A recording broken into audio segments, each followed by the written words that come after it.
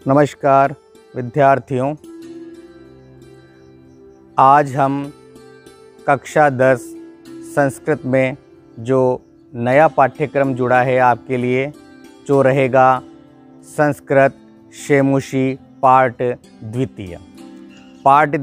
जो आपने कक्षा 9 में देखा होगा कि शेमुषी में पिछले वर्ष पाठ प्रथम चला था, तो इस बार कक्षा 10 में शेमुषी का ही पाठ द्वितीय चलेगा। और जैसा कि हम किसी भी पाठ को प्रारंभ करें या किसी पुस्तक को प्रारंभ करेंगे तो सबसे पहले हम उनके पाठों के बारे में जानेंगे कि कौन कौन से पाठ आएंगे। तो आइए हम जानते हैं कक्षा 10 की विषय अनुक्रमणी अर्थात पाठानुक्रमणिका। तो प्यारे बच्चों, सर्वप्रथम किसी भी ग्रंथ को प्रारंभ करने के लिए एक मंगल दिया होता है, जिसको मंगलाचरण भी कहते हैं, कि काव्य की निर्विघ्न समाप्ति के लिए जिस श्लोक का अध्ययन किया जाता है कि हम जिन पाठों को हम पढ़ें, शिक्षक उन्हें अच्छी प्रकार से हमें समझाएं और हम शिष्य अच्छी प्रकार से अध्ययन करें। तो मंगलाचरण जो रहेगा उसमें 2 श्लोक रहेंगे। एक श्लोक तो यजुर्वेद से लिया गया है और दूसरा श्लोक ऋग्वेद से लिया गया है। तो ये है हमारे वेदों की महिमा। अब आते हैं हम, जो कि पहला पाठ रहेगा आपका शुचि पर्यावरण। शुचि पर्यावरण अर्थात पवित्र पर्यावरण। हम पर्यावरण को किस प्रकार अच्छी प्रकार से हम शुद्ध रख सकते हैं, हम किस प्रकार से पर्यावरण को दूषित होने से बचा सकते हैं, इनके बारे में हम जानेंगे। प्रथम पाठ शुचि पर्यावरण। इसके बाद आइए हम दूसरे पाठ के बारे में जानते हैं। दूसरा पाठ रहेगा बुद्धिर बलवती सदा। बुद्धिर बलवती सदा यानी बुद्धि हमेशा बलकारी होती है, जो रहेगा दूसरा पाठ। यह शुक्ल सप्तति से लिया गया है। शुक्ल सप्तति से यह पाठ लिया गया है, जिसका नाम रहेगा बुद्धिर बलवती सदा। अब आइए हम चलते हैं तीसरे पाठ की ओर। तीसरा पाठ है व्यायामः सर्वदा पथ्य। व्यायाम हमेशा कल्याणकारी होता है हमारे स्वास्थ्य के लिए, हमारे शरीर के लिए, और कहा भी गया है पहला सुख निरोगी काया। यह सुश्रुत संहिता से लिया गया है।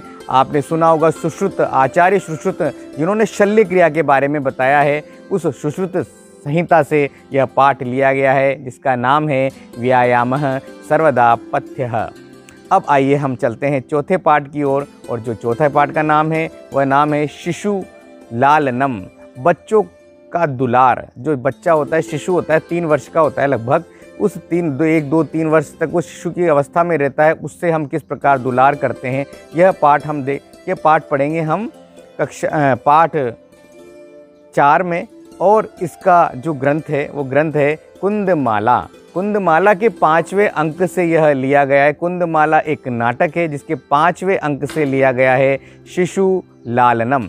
अब आइए हम चलते हैं 5वें पाठ की ओर। 5वां पाठ है जननी तुल्य वत्सला।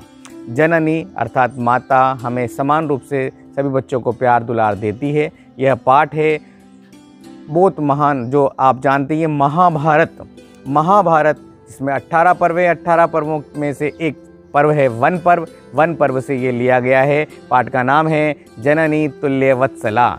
अब आइए हम चलते हैं छठे पाठ की ओर। छठे पाठ का नाम है सुभाषितानी।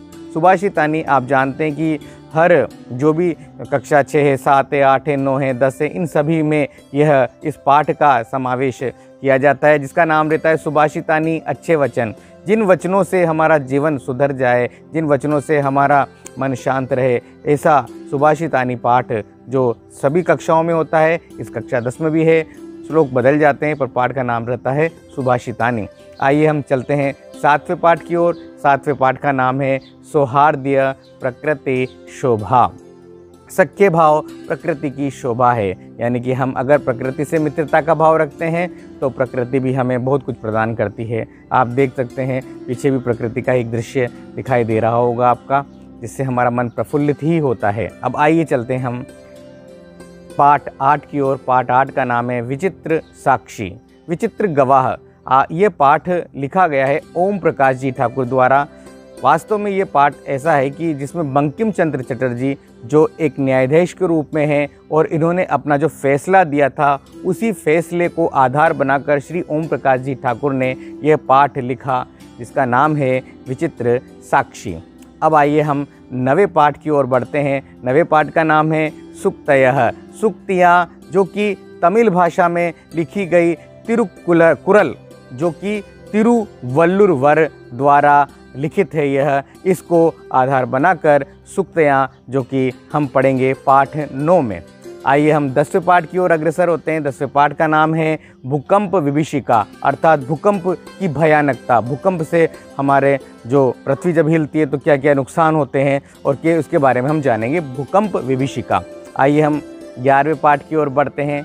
11वां पाठ है प्राणेभ्यो प्रिय सुहृद। प्राणेभ्यो प्रियो सुहृद अर्थात प्राणों से भी मित्र प्यारा होता है। यह पाठ है हमारा 11वां, जो कि मूलतः मुद्रा राक्षस से लिया गया है, जिसके रचयिता हैं विशाख दत्त।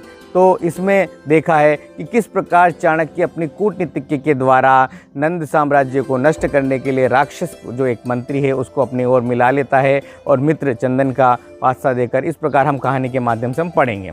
अब आइए हम अंतिम पाठ की ओर चलते हैं। अंतिम पाठ का नाम है अन्योक्तयः। अन्योक्त एक अलंकार भी होता है। अन्योक्त यानी कि हम दोहरी बात है कि एक सामान्य बात का दूसरी बात को हम समझाना चाहते हैं, वह होता है अन्योक्त। यह माघ जो माघ है उन्होंने शिशुपाल वध लिखा, उस शिशुपाल वध से भी श्लोक लिए गए हैं और भर्तृहरि द्वारा जो रचित नीति शतक है उससे भी ये श्लोक लिए गए हैं। इस प्रकार हम 12 पाठों का अध्ययन पढ़ेंगे कक्षा 10 जो सत्र 2021-22 इसी सत्र में चलेगी। तो आप इसको प्यारे बच्चों इन पूर्व पाठों को अच्छी प्रकार से अध्ययन करिएगा।